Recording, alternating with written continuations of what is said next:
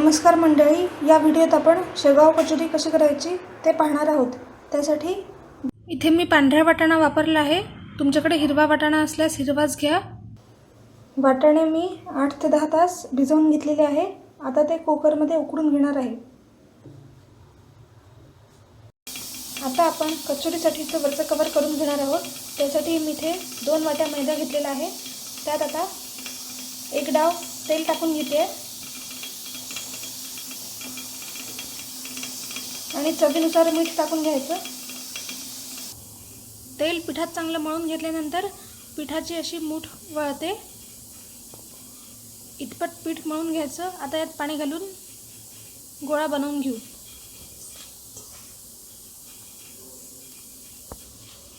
आपण पाणी घालून घट्ट असा गोळा बनवून घेणार आहोत। आपण मैद्याचा घट्ट असा गोळा बनवून घेतलेला आहे।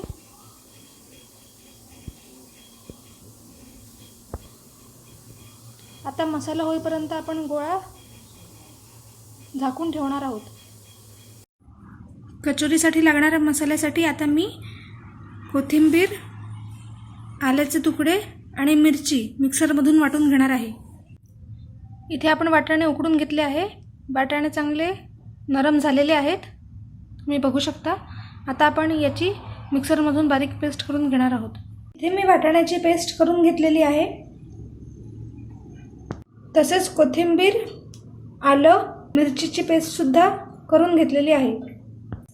कचोरीचा मसाला कसा करायचा ते आपण बघणार आहोत। त्यासाठी मी कढईत तेल घेतलेलं आहे।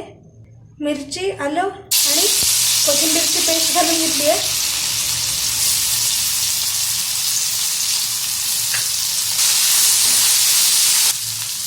आता यात थोडी शोप घालून घेऊ, तसंच हळद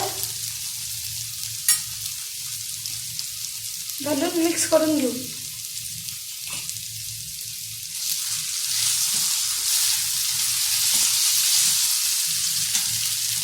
आता यात वाटाण्याचं मिक्सचर घालून घेऊ। तर चवीनुसार मीठ घालून चांगलं परतून घेऊ। आपला कचोरीचा मसाला तयार झाला आहे। कचोरीचा मसाला आपल्याला थंड करून घ्यायचा आहे। आपण मैद्याच्या पिठाचे गोळे करून घेतलेले आहेत। कचोरीच्या सारणाचे पण गोळे तयार करून घेऊ। आता आपण कचोरीचं सारण पारीत भरून घेतलं आहे। आता पारी बंद करू।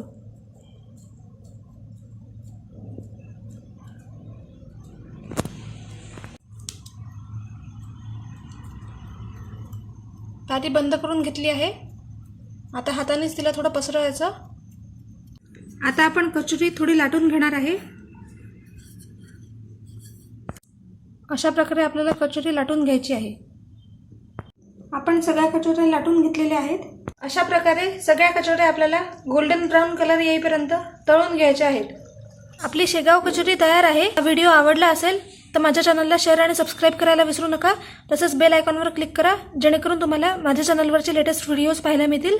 धन्यवाद।